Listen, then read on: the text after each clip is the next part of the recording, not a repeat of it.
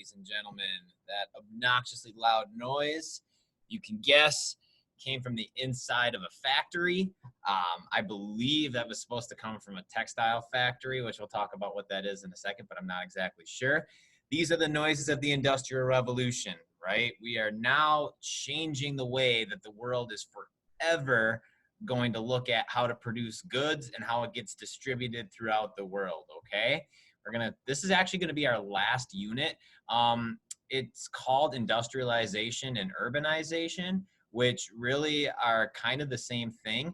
Industrialization means that you're producing things on a mass scale, and then urbanization is the growth of cities, which is what you're gonna need in order to get the workforce to make this industrialization possible, okay? So we're gonna get into a quick story today. Monday, we're gonna take some notes, which are gonna be important for your next quiz, obviously, and I'll remind you when you watch the video on Monday, but notes are yours to keep. I don't need them.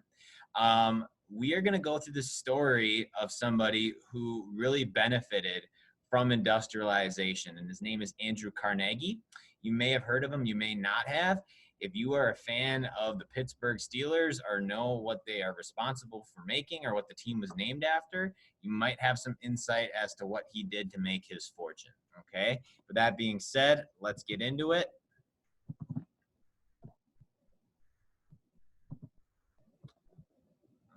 Okay, oops, wrong tab. Oopsie.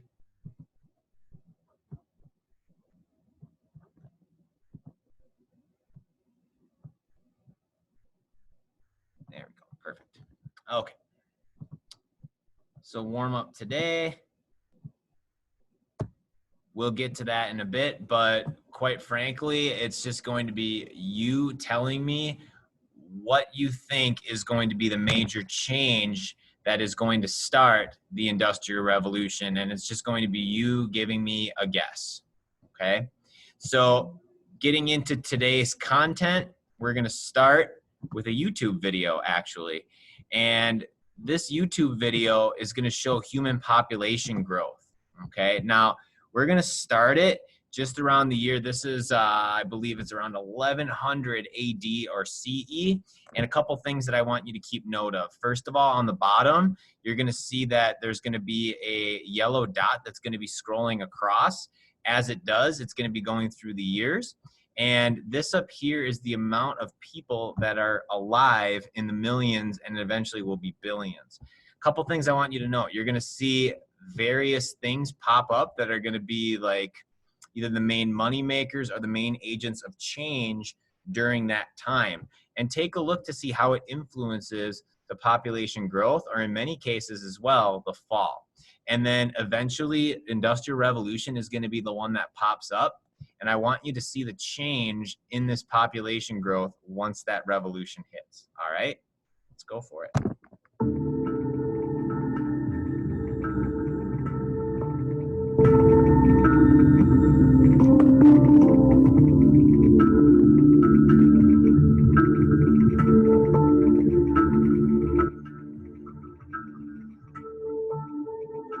Mongol Empire start to get a decline. You can see this is the result of it. Very sharp decline. Oh, and if you see these little yellow dots, it says it over here, but each one of these dots is going to represent about 1 million people. Okay, you can see we really have a large amount of these up on the edge of the Himalayas in India and in China, Europe, Africa, and as you can see, other nations and other continents not even close yet. But we haven't gotten to European exploration yet, which I think is going to cause a big change.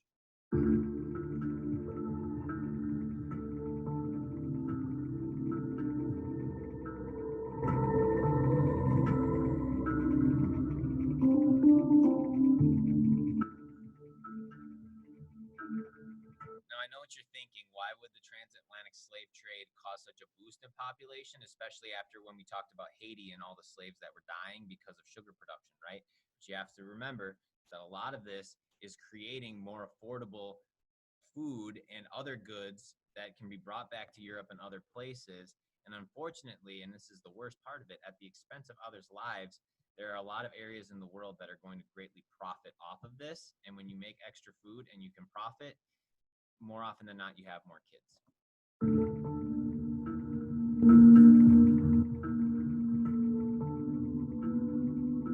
Sure you're paying attention to that slider down here.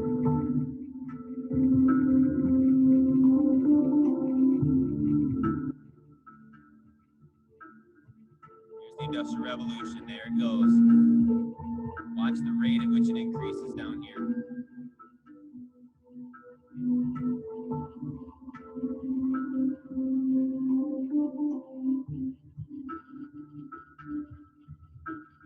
Okay, so in about 150-year time span, give or take, we go from under 1 billion people to just under 2.3 billion people in the world, okay? Compared to the slow rise we see before it, it has completely revolutionized the way that people are able to live and survive. Beforehand, everything is based off of what you can do to live from day to day. The Industrial Revolution is going to bring about a change in which people are actually going to improve their way of life and their standard of living over time. And the best way to describe it is take a look at these glass bottles. Now, although they look cool, there's a reason why back in the day, like early 1800s, even late 1800s kind of, product would be sold inside of colored bottles, food items. And the reason that they would do that is not because they wanted you to think that their product was pretty. In fact, what they didn't want you to do was to be able to see what was inside of the bottle. Because in a lot of cases, because there wasn't any way to refrigerate properly, a lot of the things that were sold to you would go bad. And if you couldn't see what was inside of the bottle, odds are you would buy something and you couldn't return it. So if you bought it, even if the stuff was bad inside of it, too bad. You got to keep it. Now, eventually, there's going to be this guy named Henry Heinz later on in the future. He's going to come up with a system that creates a type of ketchup that is actually going to keep its goodness or not go bad for a long period of time.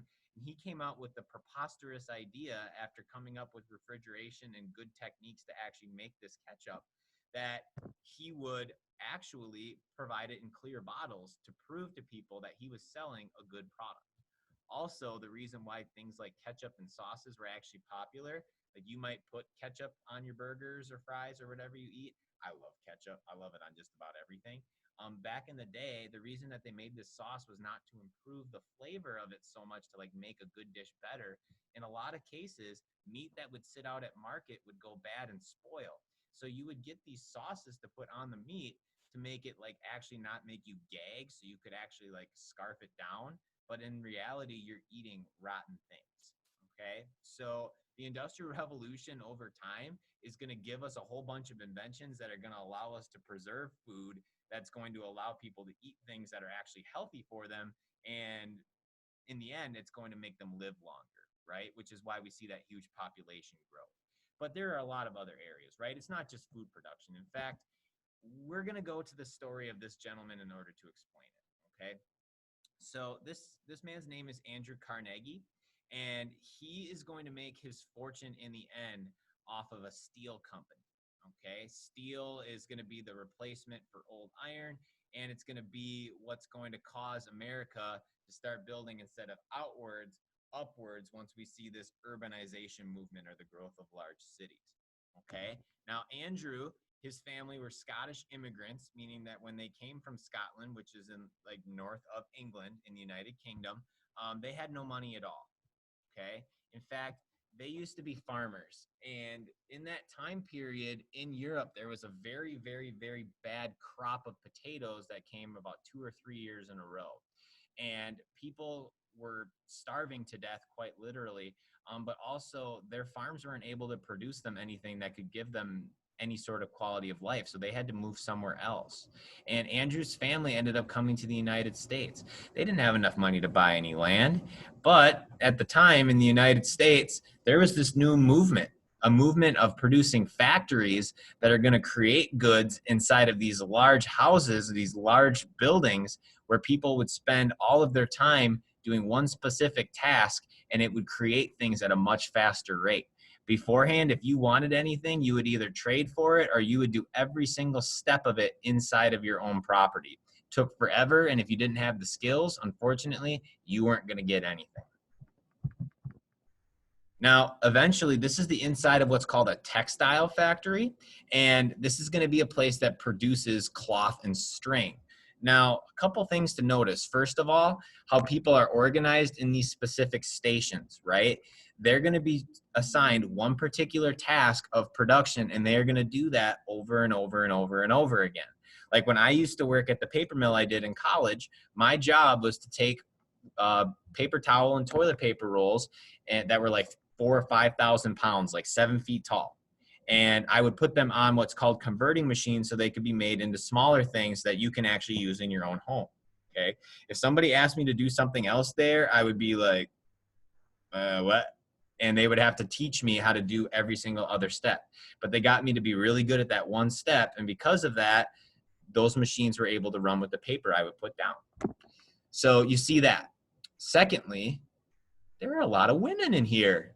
And this is the first time that we really see women being involved in any sort of job on a large scale anyway, outside of their home.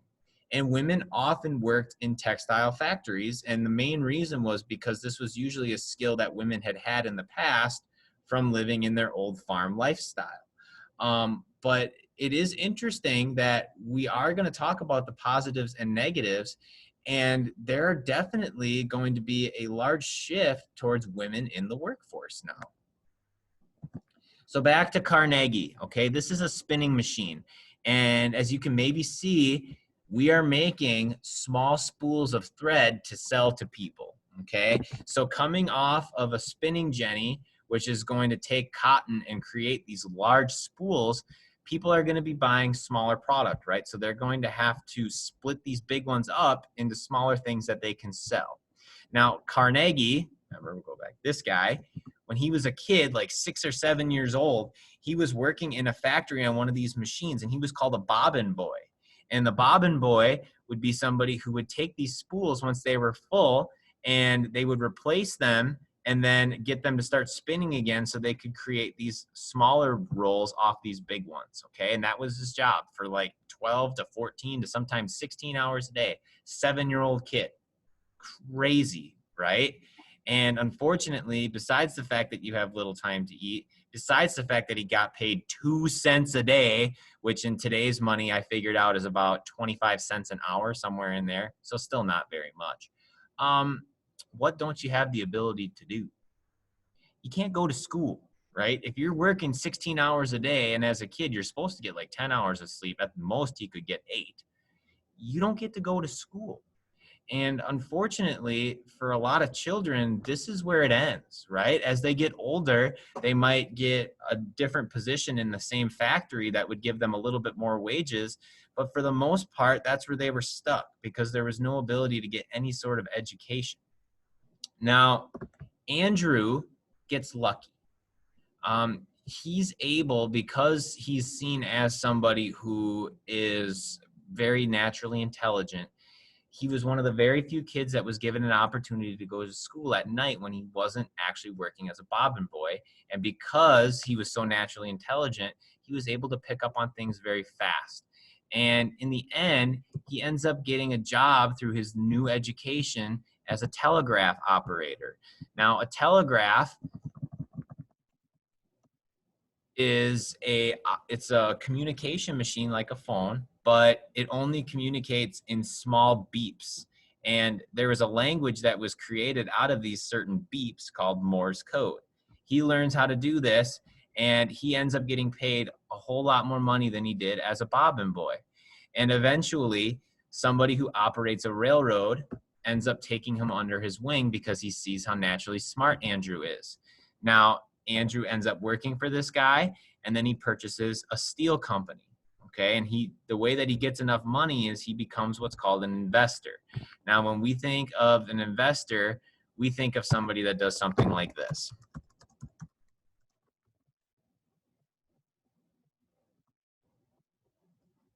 Somebody who's trading companies in order to make a whole lot of money. Now, what Andrew does is he spends his money on companies and people who he thinks are going to make a whole bunch of money. And if they do well, he'll get that money back and a whole lot more. And he's a very talented investor. Eventually, he ends up buying a steel company and he becomes like the #1 provider of steel in the United States. And once we start seeing skyscrapers in the 1890s, he is going to be one of the richest men in the United States. Now, Andrew represents the United States and what we want to be for one specific reason. He started with nothing, and then he ended up working his way all the way to the top, right? The American dream, opportunity. Unfortunately, even though we're going to start off talking about this unit with a great example like Carnegie of what you can do in this new industrialized society, the fact of the matter is there are going to be so many other people. For every Andrew Carnegie, there are going to be 100 other people that are going to be put in a situation that are going to not benefit because of it and are going to be kept in an uneducated, very polluted, gross, and unsafe job for the rest of their lives because people want to try to get as much goods as they can for as cheap as they can. Okay. And we'll talk about what the process is and how people are able to actually produce more quicker and cheaper come Monday. Okay. But for your exit ticket today, I want you to tell me if you had lived on a farm your entire life and then you had to move to the city because your parents needed to be able to work, how would you feel about that? So you live